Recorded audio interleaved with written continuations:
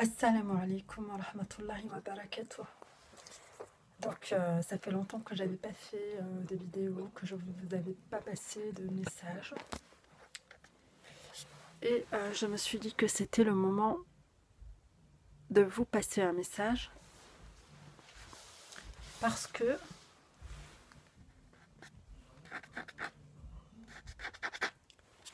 communiquer c'est une bonne chose, donc. Et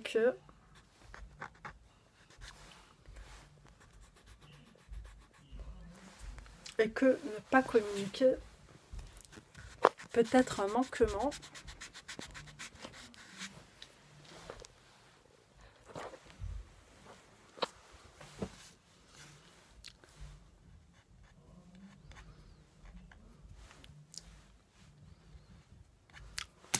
c'est pas grave.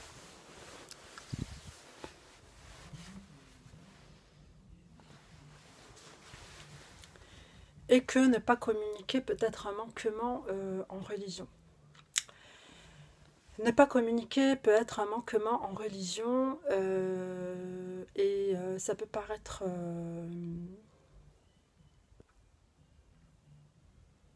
bon, ça paraît ce que ça paraît, peu importe. C'est une réalité et c'est très objectif. La communication, c'est un devoir en religion. Et ça fonde la fraternité. Ça fonde la fraternité. On a un devoir de communication au sujet de ce qui est essentiel à notre survie et à notre réussite. Fisabilillah.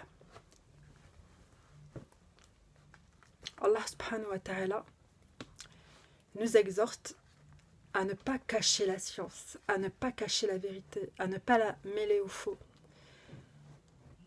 à ne pas mêler sciemment le faux avec la vérité,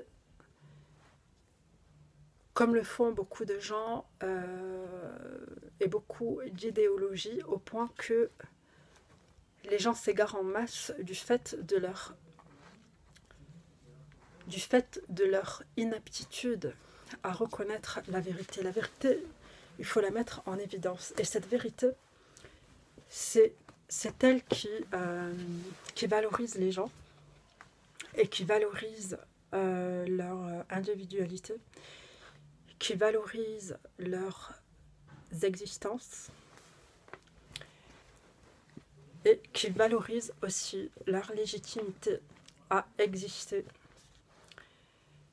ainsi que leurs droits fondamentaux. Et sans cette communication, la tyrannie apparaît. Sans cette communication, on sort de la lumière aux ténèbres. Alors qu'Allah subhanahu wa ta'ala a fait descendre le Coran en tant que lumière sur les mondes. Et Allah subhanahu wa ta'ala nous dit dans la sourate Al-Isra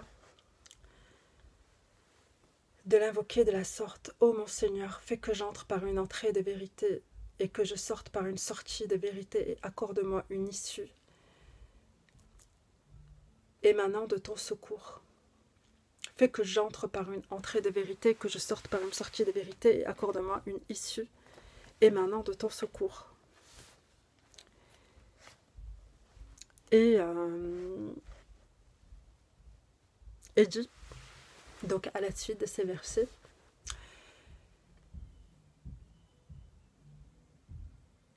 les versets continuent par « et dit, la vérité est venue et l'erreur a disparu, car l'erreur est destinée à disparaître. » Et dans ces versets, la vérité, c'est l'islam. L'islam, il peut être détenu dans les profondeurs de notre subconscient lorsqu'on préfère d'autres choses à la vérité. C'est-à-dire que la vérité, elle va rester à l'état de germe ou de graine à l'intérieur de nous et qu'on ne va pas la faire germer parce qu'on aura préféré faire germer l'égarement, parce qu'on aura préféré vivre à travers les plaisirs de l'éphémère, vivre à travers les vanités, vivre à travers tout ce qui n'est pas la vérité, vivre à travers tout ce qui n'a pas véritablement une portée et un aboutissement éternel. Et notre devoir, c'est de vivre à travers ce qui est éternel. Allah subhanahu wa ta'ala nous dit dans le Coran que au paradis, on aura des fruits. On aura des fruits et on s'exprimera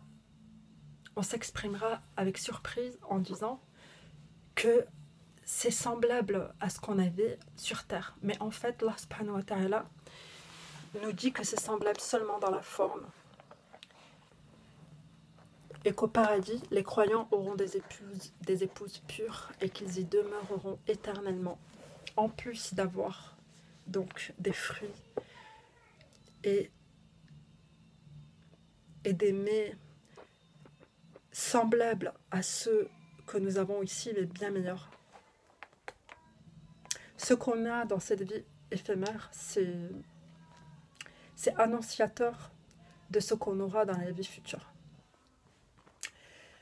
Ce qu'on aura dans la vie future, ce sera semblable à ce qu'on a dans cette vie, mais ce sera idéal. Ce sera idéal en tout point. Et ça, c'est magnifique. C'est magnifique. Et ce qui est magnifique surtout, c'est que tout ce qu'on aura au paradis, en fait, ce sera inaltérable. Tandis que tout ce qu'on a ici est altérable. Tout ce qu'on a ici s'altère, tout ce qu'on a ici va s'arrêter et doit s'arrêter. Doit s'arrêter, pourquoi? Parce que la fin de toute chose est significative de ce bas monde et que le cadre de ce bas monde, c'est la fin de tout. Et sans la fin de tout, il n'y a pas de piété. Sans la conscience de la fin de toute chose, il n'y a pas de piété.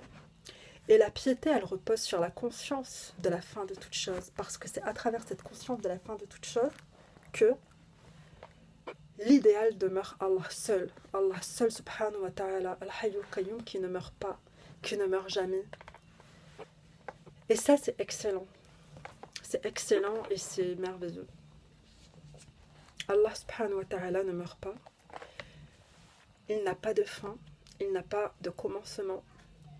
Et il est al-hayyul qayyum. C'est lui qui a créé la mort et la vie afin de nous éprouver et de savoir qui de nous est le meilleur en œuvre. Et ces versets sont dans la sourate Al-Mulk, la sourate 67, une sourate merveilleuse, extraordinaire, qui nous met face à notre fragilité, face à notre petitesse, face à notre éphémérité, et qui nous rappelle inlassablement à quel point on peut être de mauvaise foi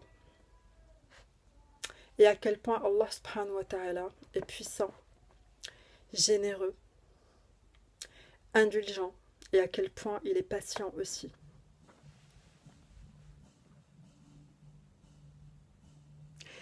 Cette sourate, elle nous montre aussi que Allah subhanahu wa ta'ala nous fait beaucoup de rappels, beaucoup de rappels. Il nous laisse beaucoup de temps. Il nous laisse beaucoup de temps en fait. Parce que cette vie, elle consiste à avoir le temps de revenir vers Allah subhanahu wa ta'ala. Le temps qu'on a, c'est pour revenir vers Allah subhanahu wa ta'ala.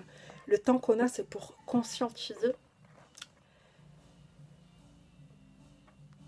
Allah subhanahu wa ta'ala. Le temps qu'on a, c'est pour être reconnaissant envers Allah subhanahu wa ta'ala. Parce que c'est cette reconnaissance qui nous permettra d'entrer au paradis. C'est cette reconnaissance qui nous mène au repentir. C'est cette reconnaissance qui nous mène au repentir et qui nous mène à purifier nos cœurs et qui nous prépare à revenir au paradis. Parce qu'Allah subhanahu wa ta'ala n'acceptera pas les mauvaises personnes au paradis. Et ça, c'est une promesse solennelle qu'Allah subhanahu wa ta'ala nous a faite. Et je vais vous laisser en invoquant Allah subhanahu wa ta'ala de nous guider, de nous compter parmi les bien guidés, de nous apaiser de son rappel et de faire que nous soyons conformes à sa volonté. Qu'Allah soit tout pour nous, qu'Allah nous purifie, qu'Allah nous guide, qu'Allah nous aime et qu'Allah nous accorde le paradis éternel et nous préserve du châtiment du feu. Qu'Allah nous accorde la victoire sur les groupements infidèles et qu'Allah subhanahu wa ta'ala nous permet de participer à davantage de justice sur cette terre. Assalamu alaikum wa rahmatullahi wa barakatuh. Wa salam wa salat ala rasulillah.